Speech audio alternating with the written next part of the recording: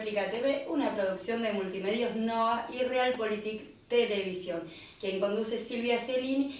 Y hoy otra pandemia que no es una enfermedad, pero es algo que nos afecta a todos.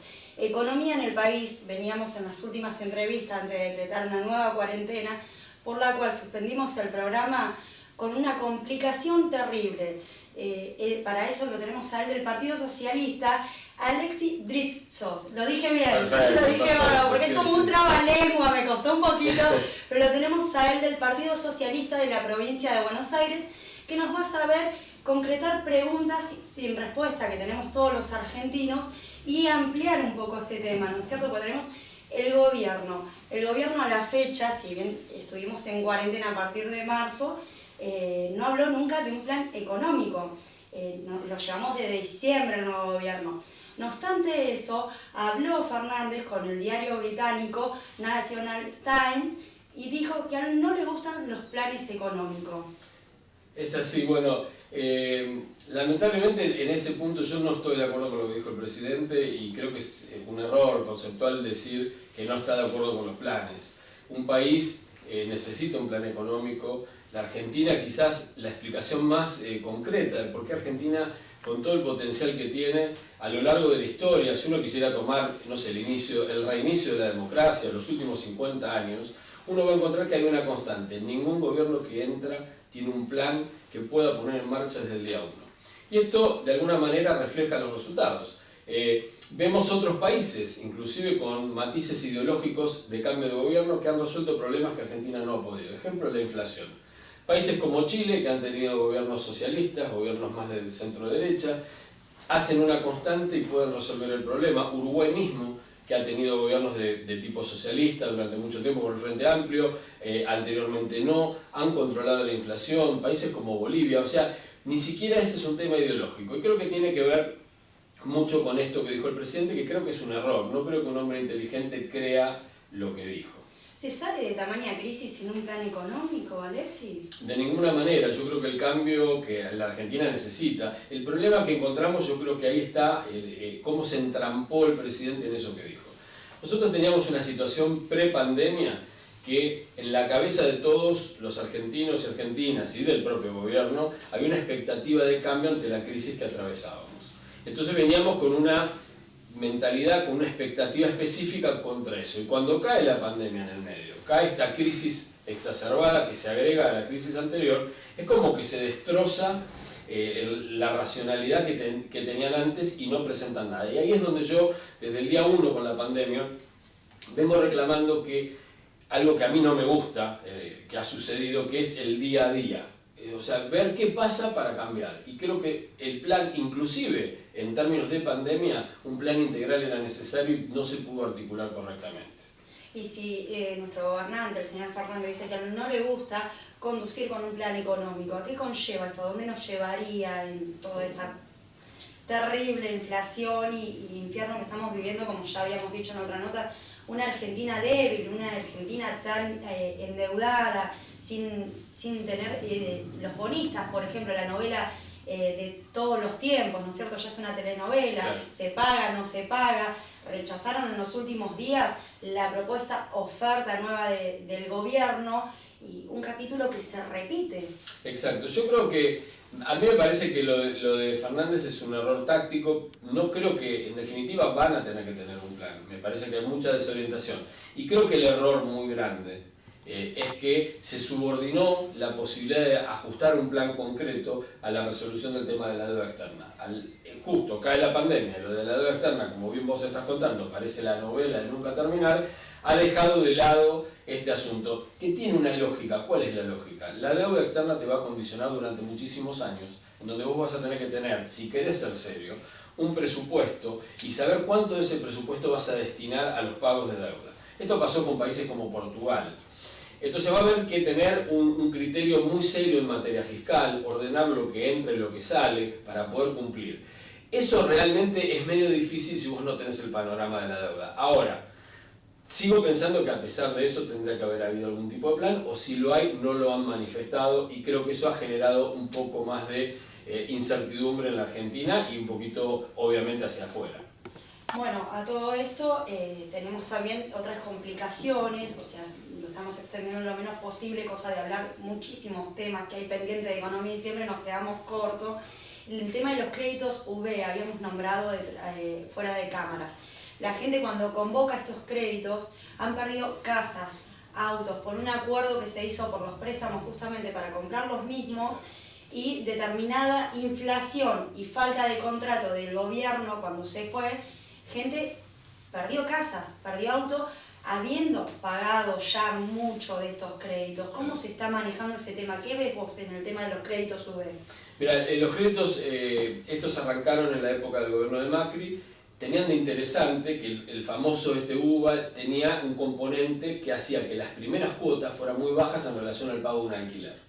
Y era mucho más barato que un crédito tradicional, pero tenían en el medio una premisa que no sabíamos cómo iba a funcionar, que era que el UVA, sobre el que se cotiza esto, y esto después lo voy a explicar un poco porque vale la pena analizarlo. Sí, yo dije V, pero es crédito UVA, como es V, sí, siempre normalmente es más práctico decir V, sí, pero es crédito UVA. Créditos UVA, sí. Estos créditos UVA están basados en un índice de indexación que va con la inflación, y lo que ha sucedido es lo siguiente. Todos los costos nuestros y nuestros salarios mayoritariamente los ganamos en pesos y evolucionan a través de cómo evoluciona nuestro salario. Pero el UVA es como si fuera una moneda extranjera que va en paralelo a la inflación. ¿Qué hizo esto? Que al cabo de un tiempo la relación que tenía lo que vos pagabas de acuerdo al porcentaje de tu ingreso se desmadró. Se fue muy lejos porque la inflación, y esta era la clave que proponía el gobierno anterior, que tenía que haber bajado a un dígito, al cabo en 2019 tenía que haber sido un dígito, terminó en el 53% en 2019. Pero imposible para la gente con un trabajo normal, con un sueldo básico, poder pagar semejante suma, claro, porque está muy crédito, ¿no? Aparte, fíjate una cosa, Silvia, que es interesante, muy poca gente sabe, la mayor parte de los créditos están asociados a un débito automático, y además para poder dar la relación con tu ingreso a veces conjugaban más de un familiar. Entonces, ¿qué sucedía? Que por ahí había un monotributista que formaba parte del ingreso que se consideraba utilizable para pagar la cuota. Ese monotributista, con la crisis económica anterior, y ni hablar ahora, no está facturando, no está generando. Y mucha gente ha perdido el trabajo. Entonces la situación es explosiva. ¿Qué pasó? El gobierno anterior no hizo absolutamente nada, y el gobierno actual había prometido resolver el tema, y la verdad que no ha hecho, y ha cambiado el discurso de decir que era un tema central en su agenda, pasó a un frío total. Y estamos tratando, yo estoy trabajando con los colectivos, con el colectivo UVA de la provincia de Buenos Aires y también con los colectivos nacionales. Hubo una reunión ayer con la ministra Bielsa para explorar alternativas. Yo insisto muchísimo en la necesidad de una mesa de diálogo en donde esté el gobierno, ya sea el nacional o los provinciales también, ¿por qué no? Los bancos, el Banco Central y los damnificados. Y en esa mesa poder ir hablando, porque no es solamente el modelo de crédito que podría cambiar, sino otros elementos, tasas de interés, comisiones, una serie de cuestiones que podrían tratarse, y estamos trabajando en ver si podemos generar esa mesa de diálogo. De así sea, ¿no? Así sea, digamos, que se pueda dialogar y también diagramar un poco más la accesibilidad del trabajador común, que es el que está padeciendo todo esto. Si bien es la vida, pero el trabajo también es parte de la vida. O sea, si no comes, si no tenés dónde vivir, si no tenés una movilidad, tampoco tenés vida. O sea, son dos cosas paralelas, la economía y la pandemia. Van de la mano, como dije al principio del programa, que se entendió claramente, sin enfermedad es otra pandemia la economía, claro, ¿no? Se convocaron las fuerzas nacionales para combatir el COVID. Esta misma, ¿no se puede convocar para combatir la pandemia, la economía? Vos decís, ¿a quién te referís? A todas las fuerzas nacionales de todos los partidos. Yo creo que sí, yo creo que le falta, me parece que al análisis, y voy a esto que dijiste y comparto plenamente, creo que hay una falsa dicotomía entre salud y economía, que se declama, pero muchas veces las decisiones que se toman van en contra o de la salud y de la economía. Y el otro tema es que salud no es solamente COVID. Cuando vos vas a un hospital tenés COVID, pero hay mucha gente que no la atienden de otros problemas y están generando un problema de salud en otros rubros.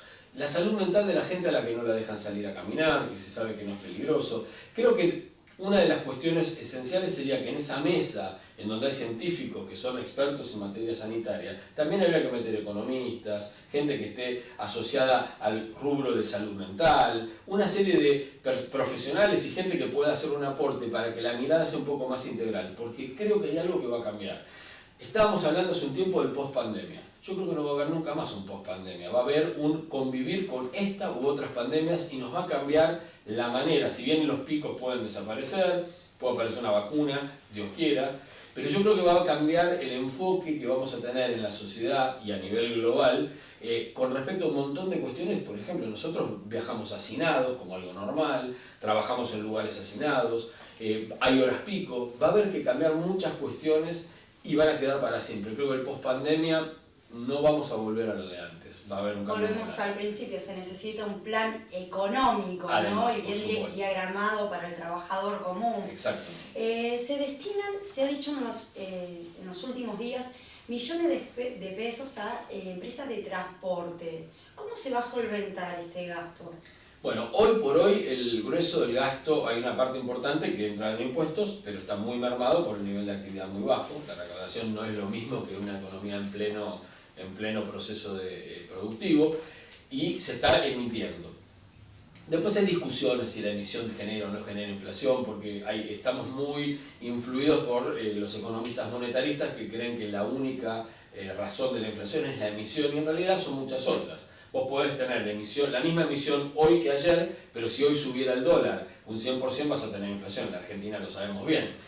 Si hay expectativas de que hay rumores de que va a haber aumentos de precios, salimos todos a comprar porque tenemos un reflejo inflacionario que a veces sin querer, por cuidarnos, generamos inflación. Las expectativas generan inflación, las devaluaciones generan inflación, además de la emisión descontrolada cuando la economía está funcionando a pleno. Cuando la economía no funciona a pleno y tiene capacidad instalada ociosa, es muy difícil que se genere inflación. Fíjate vos que en todo este tiempo se generó muchísima emisión y la inflación interanual es menor este año que el año pasado, donde había más control de la emisión. Por lo tanto, va a ser un problema cuando empecemos a normalizar la economía, va a haber que levantar un poco este proceso de emisión tan descontrolada y empezar a generar una economía que genere más genuinamente. Vamos a otra parte de cómo se va a producir este dinero o de dónde se va a solventar, ¿no es cierto? Ingreso familiar de emergencia, el famoso IFE. Según el ANSES, cambiaría de nombre, pero se seguiría dando en los próximos meses. El nuevo nombre pasará a ser Renta Básica Universal y sería de 16.000 pesos por persona. En materia económica, ¿esto es producente? Yo creo que en un contexto como el que tenemos nosotros de enorme pobreza, para mí va a funcionar bien. Ahí viene el gran debate. Y yo quiero explicártelo porque esto es bueno desmitificarlo, porque hay mucha ideología detrás sí, yo creo que más de la mitad de los argentinos necesitamos esta explicación, claro. Más que vos quieras, la necesitaríamos en este momento para saber también por dónde estamos parados en el tema claro. del IFE, ¿no? Claro, bueno, con respecto, quiero explicar esto porque a veces se habla de que si vos pones dinero en el bolsillo en la gente, podés generar un problema de inflación o de hiperinflación. Yo diría que depende cuánto y a quién y en qué momento. Son las tres cosas que son necesarias tener en cuenta. ¿Por qué digo esto? Si vos tenés negocios que están operando al 50% de su capacidad, las empresas funcionan al 50% de su capacidad, quiere decir que pueden producir el doble y no lo hacen. ¿Qué haría falta para que esto suceda? Que haya más gente con el deseo y la posibilidad de comprar productos o servicios de esas empresas. Entonces, cuando vos le pones dinero en el bolsillo a alguien que no está consumiendo, que son los sectores más bajos, van a alimentar ese consumo, pero moderado. 16.000 pesos no le va a mover el amperímetro a nadie, en una economía que está en condiciones de absorber ese aumento de demanda sin subir precios. Ahora vamos al revés. Vos tenés una roticería en la esquina de tu casa que labura a full, no para de laburar. Y a los vecinos le pones 16.000 pesos más en el bolsillo a gente que ya tiene. Va a querer comprar más delivery. Entonces va a desbordar, no va a poder atender y el tipo va a decir, lógicamente, subamos los precios. Y sube los precios y sigue habiendo demanda y sube de vuelta, hasta que en algún momento ese precio aumentado acomoda esa demanda. Eso sería tirar un nivel de emisión a quien tiene dinero o en un momento en donde la economía está en plena ebullición. Creo que en ese sentido lo que va a hacer es contener socialmente y generar un nivel de... un poco el consumo del país. Exacto. Y a la gente que no tiene este poder de gastar en la roticería o de que la roticería no tiene el poder de aumentar los precios, ¿no? Gente que hoy por hoy está desempleada o cobrando una cooperativa, que recordemos que las cooperativas, la mayoría, es un mínimo de lo que se decretó que se va a pagar el IFE de 16.000 pesos por persona. Una cooperativa hoy por hoy está cobrando entre 11.000 y 16.000 pesos por mes. Entonces es menor trabajar en una cooperativa que recibir ese IFE. Bueno, ahí tenés un tema que creo que es necesario ver. Eso me parece correcto el planteo. Yo creo que hay que graduar de manera razonable las diferencias de un plan de contención social y un plan de trabajo, porque lógicamente, ¿qué incentivo hay si al trabajar y dedicar y tener que movilizarte, tener la ropa en condiciones, por ahí comer fuera de tu casa, te insume más costos, te pagan lo mismo que por un subsidio en donde no trabajas? Creo que ahí está otro de los temas que me lleva al principio de los planes. La Argentina carece de una estrategia realmente estructural de combate a la pobreza. Por eso nosotros seguimos basándonos en planes que son de asistencia, muy necesarios, no se pueden romper de un día para el otro, pero nunca la estructura económica trabaja para absorber de una manera armónica a la gente que necesita trabajar, porque se desmadra la cantidad de gente que necesita de un subsidio si no la preparás o no armás una economía más dinámica que los empieza a incluir. Y eso yo creo que es un gravísimo, una de las grandes deudas de nuestra democracia, entre tantas que tiene. Y así volvemos que si no hay logística no hay estrategia, y si no hay estrategia no hay plan, o sea, todo vuelve al principio, sin un plan económico, claro, la Argentina no va a salir adelante económicamente. Exactamente, nosotros pensamos lo mismo y venimos batallando con la idea cultural del Plan Nacional de Desarrollo Sustentable, y sustentable en serio, no con marketing verde, porque hoy tenemos que repensar las estrategias productivas y asociarlas a algo, porque estamos llegando a la saturación de las posibilidades de supervivencia planetaria. Ya no es un chiste, ya no es un eslogan. Vemos grandes poderosos del mundo que tienen más de 70 años y les importa muy poco su compromiso porque miden el resto de la vida que les queda a ellos. Nosotros, si pensamos en la posteridad y un planeta que sea sustentable, tenemos que repensar la economía. En ese repensar la economía van a aparecer estos esquemas de ingresos ciudadanos universales, vendrán otro tipo de manera de producción, va a haber que internalizar costos que hoy no. El ejemplo que yo siempre doy es la botella de plástico que cuesta tantos dólares hacer, es más barata que la de vidrio, pero porque no contabilizamos el daño que le hace al planeta esa botella de plástico. Si le cargáramos ese costo, seguramente la de vidrio sería más barata, porque no estamos contando. Entonces vamos a tener que cambiar conceptos, y eso es un desafío muy grande que tiene la humanidad, porque estamos al borde del límite productivo del crecimiento constante como lo conocemos. Un poco de la producción también, en su momento el gobierno también ofrece ayuda a empresas, a producciones, a comercios, pero se ha rumoreado y se ha hablado en muchos lugares de gente, o sea, propietario del comercio o presidente de las empresas, cuando han acudido a estas ayudas que ha dado el gobierno de producción, han querido, no sé cómo llamarlo para no entrar en si es cierto o es mentira, pero han querido implementar gente desempleada, pero del sector de ellos. Por ejemplo, la vez pasada me comentan en algunos comercios, cuando hicimos notas sobre que iban a bajar las persianas definitivamente, gente de la cámpora querían poner en la ayuda esa que daba el Estado, sí, te ayudo con el 50%, por decir un porcentaje, de los sueldos de los empleados que tenés hoy, pero necesito que emplees a 2 personas más. ¿Esto cómo lo ves vos de tu lado? A mí, yo no conozco el caso, pero me parece una barbaridad si se utiliza algún tipo de ayuda que es estatal, universal, y que se supone que está totalmente desligada del trabajo de un puntero político que te haga ese tipo de extorsión. Me parece que es un desastre si eso existiera. Yo creo que hay algunos mecanismos que están, se supone, transparentados. Vos, para poder pedir ciertas ayudas, entras en la página de AFIP, después ANSES es la que libera ciertos fondos, con todas las falencias que tiene el sistema, porque, por ejemplo... Y la burocracia. Y mucha burocracia, exacto. Nosotros, después cuando lleguemos, si querés, en las propuestas, hay algunas cosas que pedimos modificaciones justamente para evitar este tipo de cosas, porque no es suficiente. O sea, los monotributistas, por ejemplo, y los autónomos le dan 150.000 pesos, en lotes de 50.000 máximo, ¿no? Y en una tarjeta de crédito. O sea, me parece que es un sistema muy poco razonable para el universo de problemas que hay. Me parece que al comercio le queda chico, más allá de los ATP, que te pagan hasta el 50% del salario de los empleados, que eso ha funcionado y funciona bastante bien, pero me parece que hay mucho más por hacer y tiene que ver con esta integralidad de sentar en una mesa de trabajo no solamente infectólogos, sino también a otros, claro, y a otros especialistas en otras áreas, ¿no? Me parece que tenemos que aprovechar la experiencia. Mucho prueba y error en la Argentina, en el mundo, vamos a reconocer que el mundo no estaba preparado para esto, pero hoy creo que estamos en condiciones de poder tener una visión más integral de cómo salir de ciertas cuestiones y poder empezar a construir el después de la pandemia, que no va a terminar, pero vamos a tener que resolver otros problemas estructurales que no se han abordado. Económicos principalmente. Sí. Alexis, presentaste varias propuestas junto al partido, junto a diputados, legisladores, para comercios, pero fundamentalmente para discapacitados también. Son dos cosas distintas, pero hicieron casi en paralelo. Por un lado, reflotamos a partir de la figura de Gabriela Troiano, que fue diputada nacional, una referente nacional de discapacidad.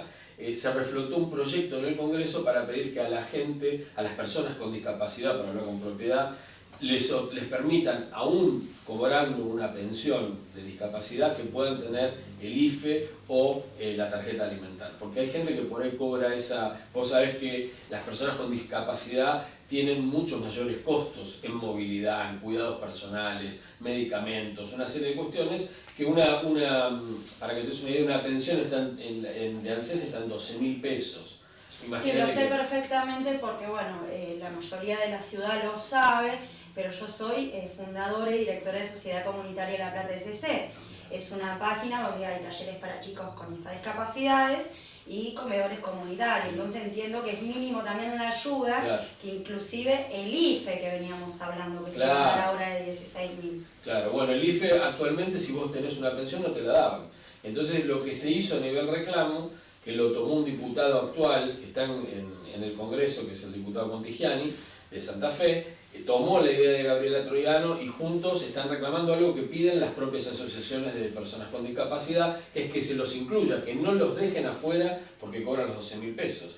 No pueden cobrar los 10.000, ni los 4.000 o 5.000 o 6.000 que le tocan con la tarjeta alimentar, que son situaciones críticas. Imaginemos que una persona con discapacidad que perdió el trabajo no tiene obra social y tiene un problema que ya arranca con una dificultad enorme en su economía para poder sobrevivir. Volvemos al incumplimiento de la ley de inclusión también. Exactamente. Entonces, eso fue uno de los temas que nosotros estamos impulsando políticamente para tratar de lograr que se está evaluando y en cualquier momento puede llegar a salir que los incluyan.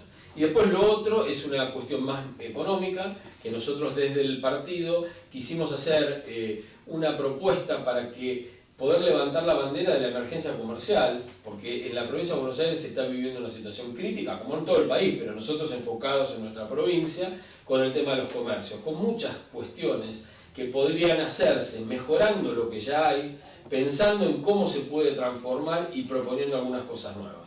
La primera es que las primeras dos medidas, yo te voy a contar en general, no te voy a una por una, pero la idea es tratar de enfocar en lo local, es decir, cómo armamos una mesa de concertación económico-social en las ciudades. Es como decir, en la ciudad de La Plata sentamos a alguien de la Intendencia, a gente del Consejo Deliberante, a un representante de los comerciantes o los actores productivos, en otro caso, en este caso hablamos de los comerciantes, y a las empresas prestadoras de servicios públicos.